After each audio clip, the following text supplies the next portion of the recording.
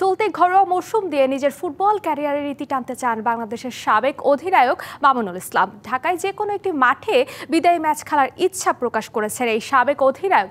এদিকে এবার তারুণ্য নির্ভর দল গড়েছে ফর্টিস এফসি। দলটির লক্ষ্য নতুন মৌসুমে অন্তত একটি ট্রফির স্বাদ দেওয়া। নতুন প্র্যাকটিস কিট আর নতুন স্বপ্ন নিয়ে নতুন মৌসুমের জন্য প্রস্তুতি নিচ্ছে ফর্টিস এফসি। তীব্র গরম, তবুও অনুশীলনে ঘাম ছড়াতে ব্যস্ত ফুটবলাররা।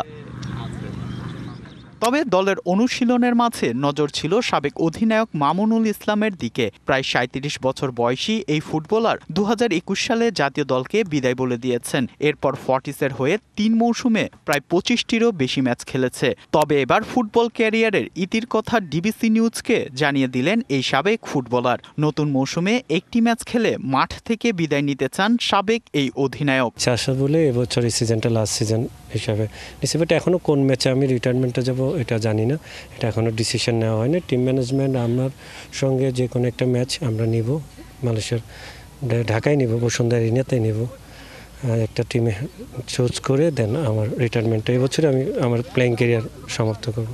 মঙ্গলবার বসুন্ধরার বিপক্ষে ফেডারেশন কাপ দিয়ে নতুন মৌসুম শুরুর অপেক্ষায় ফর্টিস এফসি। প্রতিবারের মতো এবারও তারুণ্য নির্ভর দল গড়েছে ফর্টিস। অনূর্ধ্ব ২৩ দলে ডাক পাওয়া নোভা আখিও, মিঠুন, সাজিদকে দলে রেখেছে ক্লাবটি। পাশাপাশি জাতীয় দলের খেলোয়াড় সজীব ও মোর্শেদও রয়েছে ফর্টিসে।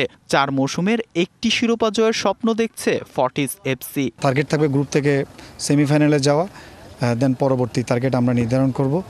লিগটা আমাদের ফার্স্ট টার্গেট থাকবে, আমরা ১ থেকে 4-এর মধ্যে থাকার চেষ্টা করব। এই অনুযায়ী আমাদের প্রস্তুতি চলতেছে এবং স্বাধীনতা কাপে যেহেতু লোকাল প্লেয়ারদের নিয়ে টিম হবে, আমরা চ্যাম্পিয়নের জন্যই চেষ্টা করব।